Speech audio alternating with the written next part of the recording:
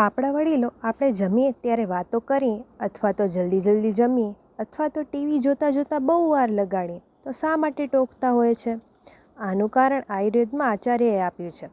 જો કોઈ બહુ જલ્દી જમે છે અથવા તો વાતો કરતાં કરતાં ખોરાક લે છે તો તે સારી રીતે આપણા પાચન માર્ગમાં આગળ નથી વધી શકતો, એટલે ઘણીવાર તમને આના લીધે ઉલટી પણ થઈ હશે.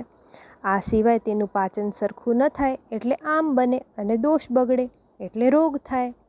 અને જો ટીવી જોતાં જોતાં જમવામાં બહુ વાર લગાડીએ તો શું થાય?